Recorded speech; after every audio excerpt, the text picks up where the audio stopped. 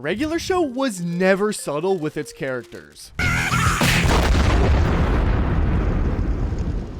Everyone is exaggerated, chaotic, and, well, questionable in their own way. From talking animals to walking punchlines, controversy is practically steeped into the show's DNA. Muscle Man is obnoxious. Look at Rigby's face. Mordecai is insecure and indecisive. Need more coffee. Need more Margaret. Benson is volatile. So you had better clean this mess up starting now, or you're both fired! Even Pops, the moral center of the show, is naive to the point of danger. Who unleashed the destroyer of worlds? Good show! So I decided to settle this debate once and for all and asked my viewers a simple question. Who is the most controversial regular show character? Over 700 of you guys actually voted, and, well, the result wasn't even close. With 91% of the votes, Margaret didn't just win. She dominated the polls, beating Pops, Skips, and Muscle Man by a landslide. You see, we should have added Starla as an option, but I'm pretty sure the results would have stayed the same. Let's be honest. But this is kind of surprising because Margaret was never a villain. She was the sweet, grounded love interest, kind of necessary for Mordecai's character development. But somewhere along the way, that image cracked. Mixed signals, emotional whiplash, and writing decisions that left both Mordecai and the viewers frustrated would do that to anyone's image. So today, ladies and gentlemen, we're breaking down how Margaret went from being one of the most liked characters to becoming the most controversial one in the entire series, and why, judging by that poll, fans never forgot it. I can't be your girlfriend. Girlfriend. Girlfriend. Girlfriend. Girlfriend.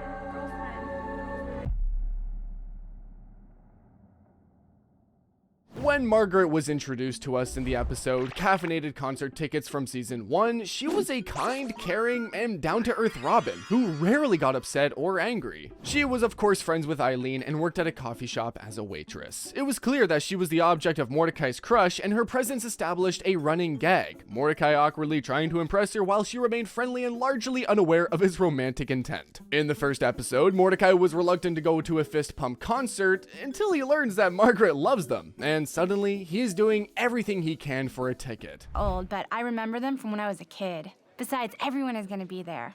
It's gonna be fun. Are you guys gonna go? I'm totally gonna go. And when it's all said and done, Margaret introduces Mordecai to her boyfriend, Slasher, making it known that the road to her heart was not without obstacles. You have to meet my boyfriend, Slasher. Hey, Slasher, that's my friend Mordecai. By the time Unicorns Have Got to Go airs, Margaret isn't new to the audience anymore. The episode starts with Mordecai buying a cologne specifically to get Margaret, completely ignoring Rigby and literally spending their shared money in the process. I'm buying that cologne. Ah! Why? You said you would chip in for that awesome new game. From the start, she is not treated as a person, but rather a reward. When Mordecai follows the unicorn's advice and tells her to lay it down, Margaret isn't offended, she is just confused. And that reaction matters because she didn't invite this behavior and neither did she encourage it. Yet, the entire chaos exists because Mordecai believed he needed to change himself to be worthy of her. I'm here to lay it down. What? Lay it down? Sure. Are you feeling okay? And we can see just that in the season 1 finale, Mordecai and the Rigby, which begins with Mordecai lying, convincing Margaret that Mordecai and the Rigbys is a real band after ordering fake t-shirts. Cool. No, we're not in a band. So what? It's some sort of fake band? No, it's a real band, but it's just not a big deal, you know? And when Margaret hands Mordecai and Rigby a flyer for the coffee shop's open mic night and encourages them to play, she's actually being supportive. But to Mordecai, that support becomes pressure. He promises to perform, not because he's ready, but because he doesn't want her thinking he has a stupid fake band.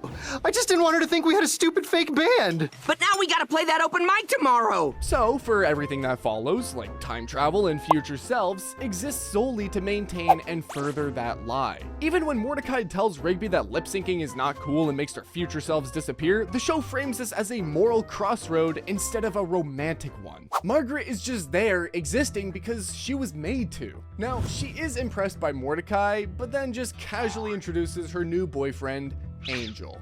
And let me get this clear, there is no cruelty in that moment, but there is frustration. Mordecai did the right thing, grew as a person, and still ended up exactly where he started. That was pretty cool what you set up there. Thanks, Margaret. Oh, hey, have you met my new boyfriend, Angel? Come on, baby.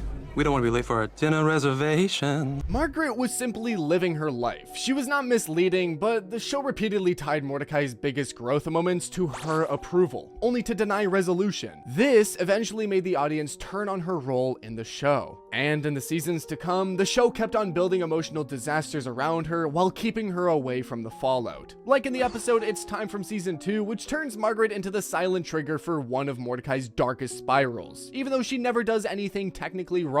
Mordecai refuses to go watch Zombie Dinner Party with Rigby because he had tickets to Pajama Sisters too. He planned to ask Margaret out, but couldn't bring himself to do it. While every time Rigby makes her laugh, Mordecai's jealousy grows, even as he refuses to admit it. Good one, Rigby. I'll be right back with your food, guys. Dude, did you see how hard Margaret laughed at me? Through all of this, Margaret is friendly and encouraging, unaware that she has become the center of an unspoken competition. So when Rigby asks her out on a movie date, she accepts. Margaret, want to see something cool? Bam! 2 tickets to the Zombie Dinner Party premiere. Want to go with me tonight? You actually got tickets? Yeah, I'll totally go with you tonight. And then the situation escalates, from Rigby rubbing the date in Mordecai's face to him sabotaging Rigby's sense of time, melting every single clock in the house, and triggering a time warp to ultimately killing Rigby in a fit of rage. I'll kill you! Rigby! No, that's not what I meant! To be honest, Rigby was being way too much, but in the end, all of this chaos originated because of Margaret. The show didn't villainize her or blame her, but the viewers could see the pattern. She had become the emotional catalyst for Mordecai's worst behavior, and once again, she was removed from the fallout. Bam! 2 tickets for opening night. Want to go with me? Yes, I do. Hey, guys. Your food's almost ready. Sorry for the holdup.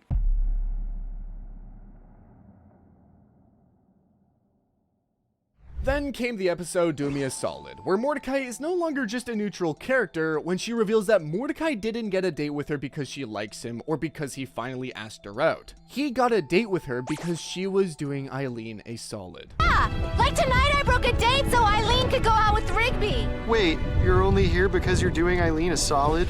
For Mordecai, that's devastating. He went through the humiliation, tolerated Rigby, all for her sake, only for Margaret to pressure him into doing the embarrassing final solid. Mind you, just after confessing that their date was a transaction as well. And for the viewers, this was the moment that Margaret stopped feeling like an innocent bystander. She was not just the girl Mordecai likes anymore. She was now part of a system that kept on embarrassing him. Up till now, there's no point in time where the viewers actually get to know what Margaret is about, what she thinks, or what she actually feels. But in season 3, the show started to build her up. Camping Can Be Cool is one of the best episodes that shows Mordecai and Margaret's dynamics. Camping before. You've never been camping? What's wrong with you?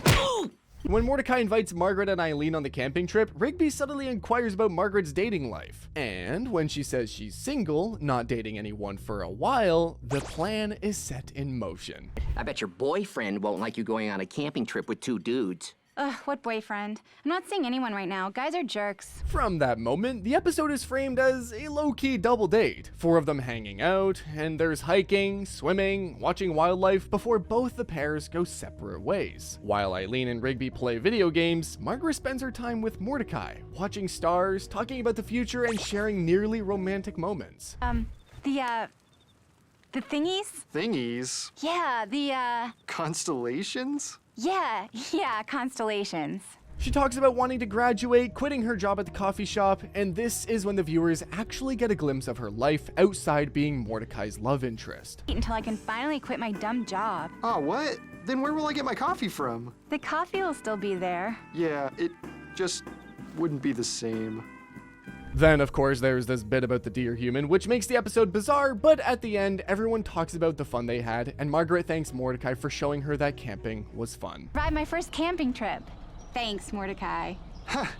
No problem. See, I told you camping was cool. And then there's Butt Dial, which shows why Mordecai fell for Margaret in the first place, and why the audience kept giving her the benefit of the doubt. No! Delete! Message sent. Goodbye. Oh my. Rigby! Dude! When Mordecai accidentally sends the embarrassing voicemail, his panic comes entirely from his own insecurity, not from anything Margaret has done. And when she comes to know about it, she's actually kind. She finds the message sweet, lets Mordecai off the hook, and even turns the song into her ringtone. Oh. Hooray! Good show! Hey, we made it! Thanks, Margaret. No problem. Yeah, thanks, Margaret. Sure thing. Her teasing is affectionate. At that moment, Margaret clearly cares about Mordecai's feelings and wants him to feel safe, not embarrassed. This showed the viewers that Mordecai's feelings were not one-sided, and maybe Margaret actually liked him back. Your personal ringtone. You're kidding, right? Nope, that way I can hear you singing every time you call me. So you better call me. Oh, okay. But in Yes Dude Yes, all that development goes down the drain. When Mordecai finally works up the courage to take their relationship one step ahead, only to walk in on what looked like a proposal. Margaret is hugging some guy yelling, "Yes, dude, yes!" And Mordecai just shuts down. Hey, buddy. So, I was thinking, come on, man. Now, this is not Margaret's fault. Mordecai never told her how he felt, and after Slasher and Angel, he had his reasons to believe that Margaret was getting proposed. Man, the love of my life is getting married to some other dude. Do you know how that feels? Enter CJ, and she is everything Margaret is not. No mixed signals, no guessing games, she is direct. And Mordecai is honest with her. They hang out and have some fun, and for a moment, we see Mordecai moving on from Margaret. Tickets to see Lovebot 2 Yes. tomorrow. What? Yeah, I'd love to go to the movies with you. But the second he finds out the truth that the guy is Margaret's cousin, he drops everything and runs straight back to her. Zero hesitation and absolutely no closure with CJ. Wanna see Lovebot 2 with me tonight? I've got a pair of tickets. Tonight? Yeah, sure, I'd love to. Great, it's a date then. Haha. Oh, hey, what's up, CJ? By the end, Margaret shows hints of jealousy, but still wouldn't say anything out loud. And that's the real damage. Viewers can see that even when Mordecai starts moving on in a healthier way, Margaret still pulls him back into the same emotional loop without ever fully stepping into it herself. Are you jealous? What? You are, aren't you? I don't know what you're talking about. In Death Bear, Margaret is seen hanging out with Mordecai once again. They're connecting, talking, and there are moments where it feels like they just might kiss. But of course, Margaret dodges it at the last moment. Hold on now. I'm not saying that Margaret is controversial because they don't kiss, okay? We got that clear? Because that is not the issue. It's the constant push, pull, and then push again. She is literally edging Mordecai. Oh, and remember, this isn't just our take. Many people also voted, and almost all of them landed on the same answer. Talking about kisses, the episode Bad Kiss had all the viewers divided on their opinion of Margaret. On the surface, the problem is simple. Mordecai's breath smells bad, the kiss goes wrong, and she pulls away. When she tells Mordecai that his breath smells, she's not being mean. It's honestly a fair reaction.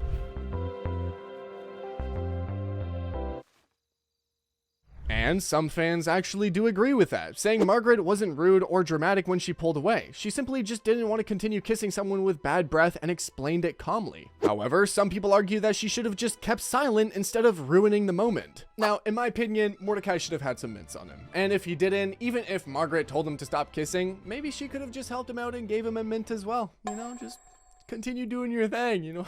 But then comes season 4, where Margaret finally begins to show a little bit of character development. We now know that she wants to transfer colleges and do something with her life. In TGI Tuesday, Margaret is focused and upfront. She tells Mordecai that she spends her weekend studying so she can finish junior college and transfer. My weekends are all booked up now. I'm using him to study. I have to get serious if I want to transfer out of junior college. When Mordecai asks her if she wants to hang out, she immediately agrees. She even gets flustered trying to sound cool, blurts out Spanish, blushes, and then clearly regrets it after hanging up. That moment shows her interest is real. She's not stringing him along or playing games anymore. Ooh, que interesante. Yep. See ya. Que interesante? Ugh. Even at the party, Margaret is grateful, present, and emotionally open. She thanks Mordecai, Rigby, and Eileen for the party and reassures them she's not going anywhere, and even chooses to spend the night dancing with Mordecai. Worry, I'm not going anywhere. Awesome.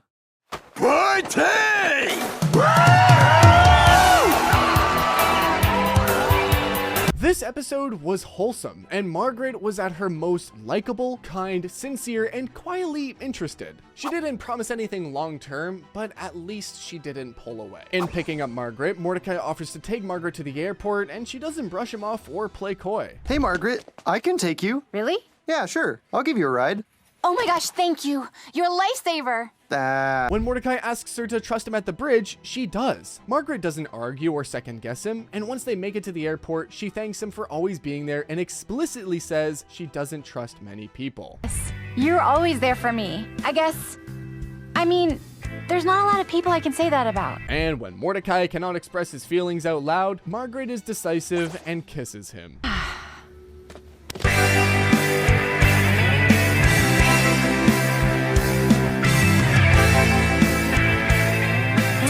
And in Meteor Moves, Margaret doesn't just respond to Mordecai's feelings, she guides the relationship forward. Oh, you mean Makeout Mountain. I've totally been there. Makeout Mountain? Sounds like a great spot. Count me in. Sure, me too. Are you sure you won't be scared, Mordecai? Up on our mountaintop in the dark? When they're finally alone on the mountain, Margaret shifts the tone herself. She opens up about her fears about college, the future, feeling unsure about where she's headed. That's vulnerability, and she chooses to share it with Mordecai. I applied to 3 schools, but I haven't heard anything back yet. Don't worry.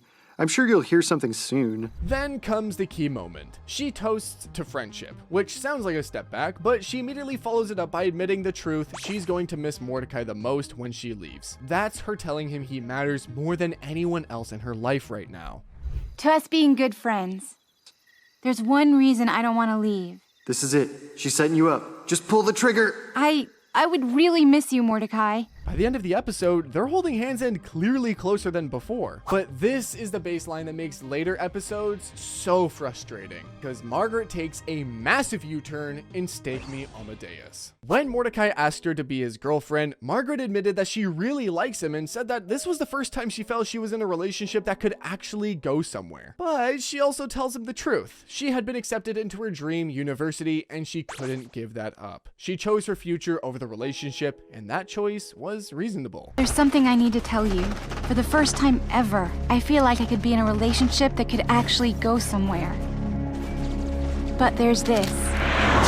What really didn't sit well with viewers is everything that came before it. By this point, Margaret and Mordecai have already gone on multiple dates. There's a montage of them literally spending time together. They kiss on a Ferris wheel. She shows up to the restaurant knowing the night is important. She even says she has something important to tell him, which makes it seem like they're about to take the next step together. Oh no, I wanted to see you. Listen, there's something I wanted to tell you. There's something I want to tell you too. Something kinda important. So, when the rejection finally does happen, it feels like the rug was being pulled out from under both Mordecai and the audience. Margaret didn't just say no out of nowhere. She let the relationship feel real right up until the moment she shut it down. Fans on Reddit called out how Margaret should have brought this up before and ripped the band-aid in Meteor Moves instead of giving Mordecai false hope. Some fans even called her out for not even thinking of giving the long-distance relationship a try. And for many viewers, this emotional whiplash is where the frustration really peaked with Margaret. And then it just kept climbing up.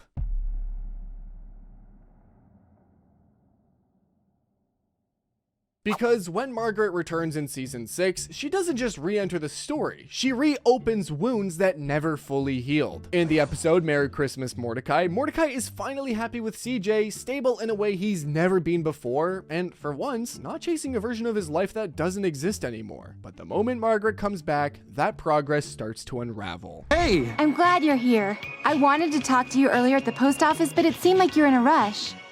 Yep. Hi, I'm Margaret, by the way. Nice to meet you. CJ, Mordecai's girlfriend. Margaret didn't do anything overly wrong at first. She was friendly, familiar, and emotionally close, the same way she's always been. But that closeness is exactly the problem. Even after Mordecai says he's with CJ, Margaret slips back into their old dynamic. Private conversations, comfort, a hug that lasts just a little too long, and then it happens. One moment of weakness turns into a kiss, and everything collapses. No! Oh my gosh. I didn't mean to do really that. wasn't. I mean, Mordecai? CJ sees everything, gets her heart broken, and storms away, literally. And in seconds, Mordecai loses the healthiest relationship he's ever had. Not because he chased Margaret, but because her return dragged unresolved feelings back to the surface. This is Margaret, my girlfriend. I mean, my ex-girlfriend. I mean, a girl I kissed a bunch in the past who's my friend. When it's revealed that Margaret isn't just visiting, but staying as Eileen's roommate, it seals how viewers feel. She's no longer a chapter that closed, she's a constant presence, and from that point on, every time she shows up, someone gets hurt. And fans were quick to notice. Sad Sacks highlights how Margaret's presence kept on muddying the situation, even when Mordecai was actively trying to move forward. Mordecai set a clear boundary with CJ. He told her that whatever he had with Margaret was over and tried to start fresh. But Margaret immediately re-entered the picture by calling him at the exact moment, and to make it worse, Mordecai's ringtone was his song from Butt Dial. Hanging with Margaret just to feel so good. Margaret? Oh, in the past, huh? I thought it was. Then why is she calling you? I don't know. Why is she calling me? Nice custom ringtone! Later, Margaret agreed to meet Mordecai so they could put the past behind them. Again, her intent seemed to be reasonable. She showed up and they talked things through. They shared a hug, and unfortunately, CJ sees it and assumes the worst. The earlier thing was kind of clever. Oh, come on! Huh? CJ! CJ, wait! For viewers, this is where patience wears pretty thin. Margaret isn't attacking CJ or chasing Mordecai, but she also really isn't keeping her distance. And we see that once again in the episode 1000th Chopper Flight Party, where even after what went down in Sad Sacks, Margaret doesn't understand. She pushes for conversation and questions Mordecai's awkwardness. She asks him why they can't just be friends, conveniently ignoring the fact that just friends isn't simple anymore. Margaret slips back into their old dynamic. They joke, laugh, and sit close like nothing ever changed. To her, it may feel innocent. To anyone watching, especially CJ, it looks like something else. And that leads to yet another CJ meltdown where she turns into a storm cloud and almost gets Margaret's parents killed. By this point, it feels like Margaret's actions are somewhat deliberate. She eventually confesses to having a boyfriend, but only when things start to get really out of control with CJ. Mordecai's telling you the truth! He's told you the truth like 100 times! We're just friends! Why should I trust you? And she turns out to be exactly as we predicted, because in not a great double date, Margaret finally admits to Eileen that she had lied about having a boyfriend just to calm CJ down. I made it all up. I don't have a boyfriend. She even agrees to go on a double date with CJ and Mordecai, keeping up her fake boyfriend act. When Margaret could have simply stopped getting involved in Mordecai's life, she chose to stay and manage the situation through deception. Okay, but why did you agree to that double date thing? I don't know.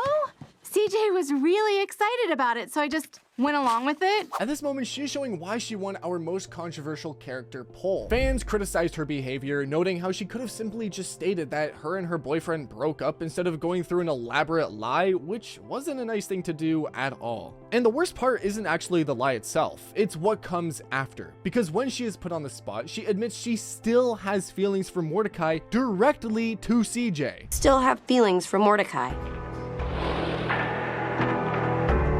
I think I do.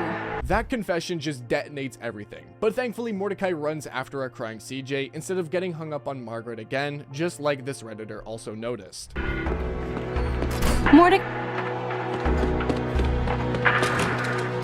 But this seems to be the last sensible thing that Mordecai does in season 6. Because in the finale Dumped at the Altar, Margaret barely does anything at all. She makes a phone call, she shows up to the wedding, and, well, takes a seat. That's it. And yet, Mordecai completely spirals over it.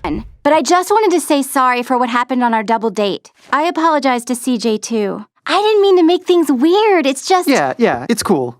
Well, I'll see you at the wedding. But her presence hangs over every decision Mordecai makes. She's the thought he avoids, the person he keeps glancing at when he's supposed to be focused on CJ. And when Mordecai gives his speech about soulmates, he looks around the room, including at Margaret. That hesitation, that inability to commit to the person standing right in front of him is what finally breaks CJ. Mordecai is left speechless when CJ questions if he really didn't know who his soulmate was. She gives back the charm bracelet, calling out that he never chose her. It's very clear that CJ wasn't just reacting to this one speech. She was reacting to weeks of emotional confusion that always circled back to Margaret. By now, viewers didn't need Margaret to say or do anything dramatic. Her presence alone was enough to derail things, and that's why so many fans saw this breakup as the final confirmation that she had become a negative force in Mordecai's life. Margaret didn't become controversial because she was evil. She became controversial because the show never decided what it wanted her to be. And judging by that poll, the fans noticed. If you were part of that 91%, then you already know why. If you weren't, let us know in the comments what your opinions are. And for everyone, just keep watching the regular recap. Subscribe.